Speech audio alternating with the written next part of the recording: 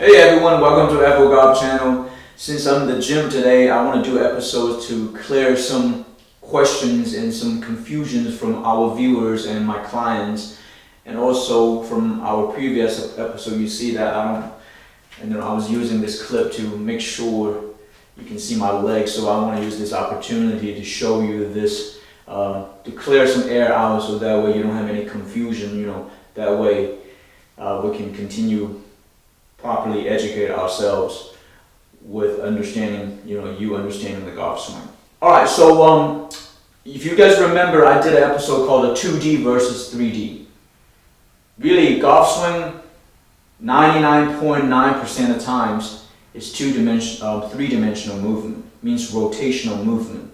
So any type of two-dimensional movement is a byproduct of three-dimensional movement and position. Okay, so first, let's just talk about what is a two-dimensional movement. As you can see, if I'm doing this, that's a two-dimensional movement. If I'm doing this, okay, the deviations, that's two-dimensional movement. If I do my biceps like this, like top of swing like this, right, that's a two-dimensional movement. Or the flex, the bending of your knees, all of those movements called a two-dimensional movements. Now, understanding when you are loading your body during your golf swing, two-dimensional movement happens, but remember, they don't happen because you're making it happen. It is a byproduct of your rotational movement and positioning. Okay, what I mean by that is this. Remember, if you guys looked at my previous episode, we talked about how the bending of your right arm. The bending of your right arm is positioning. It means if my arms are apart and if I'm turning my body, there's no way this right arm would bend. Okay? It's because if I'm loading and turning my body, because this hand, one is lower than the other, so based on the rotation, when you get up to here, this bending of your right arm is a byproduct of your rotational position. So that's the reason why if you do this movement very early, that's a two-dimensional initiative. That's no good. That will not help you swing the golf club. Okay? Now, I'm going to talk about your legs a little bit. Remember, if you look at our couple episodes ago, we talked about Rory McIlroy. Understanding right now when you turn your hips. Okay? When you're turning your hips, this hip goes higher than this. So in other words, this knee is going to bend a little bit down. Remember, you don't do it, watch this. You don't do it purposely. You see? Then that would not be good. That means you're not rotating. Okay, and also this knee, I never talked about the right knee because a lot of times I don't want to think about it too much. But remember, a lot of players will do what?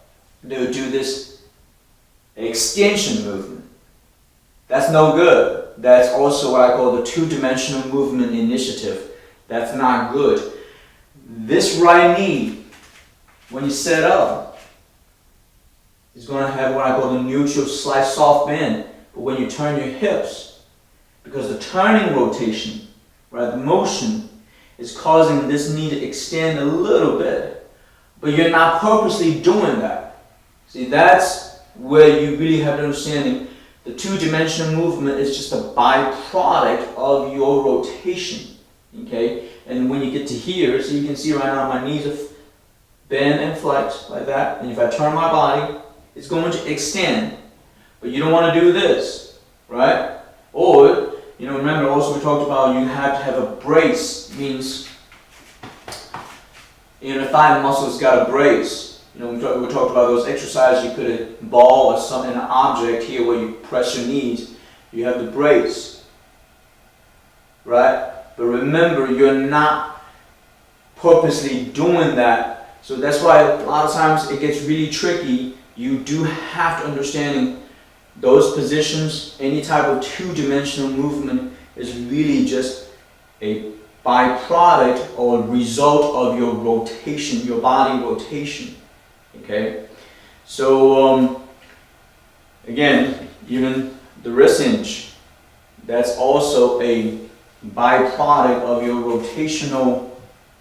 rotational speed on the backswing, your loading speed and your tempo.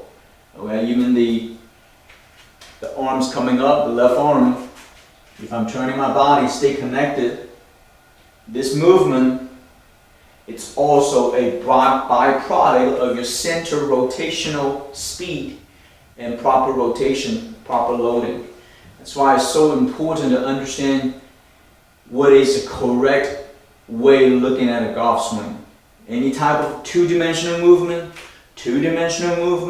anytime you're leading your backswing with a two-dimensional movement, we're in trouble. Any type of two-dimensional movement that just tells you, or tells me, when I see my client do that, it tells me that they're searching for an external power. Okay? And that's when your natural human instinct is working against you, working against you when you're learning how to swing the golf club.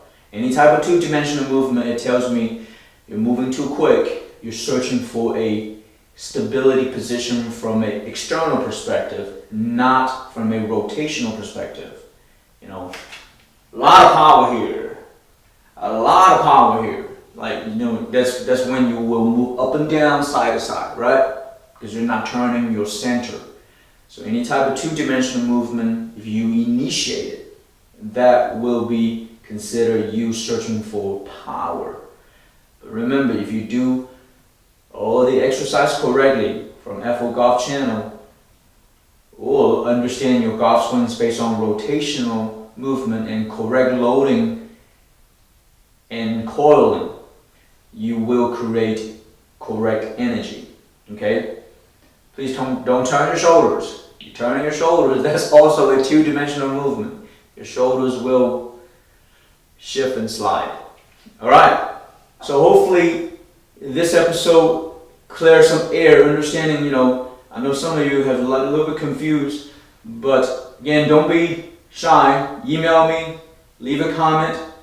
I will do videos to explain to you guys what everything is about in a golf swing. Alright, so thank you for watching. Click like and subscribe to our channel. Share with your friends.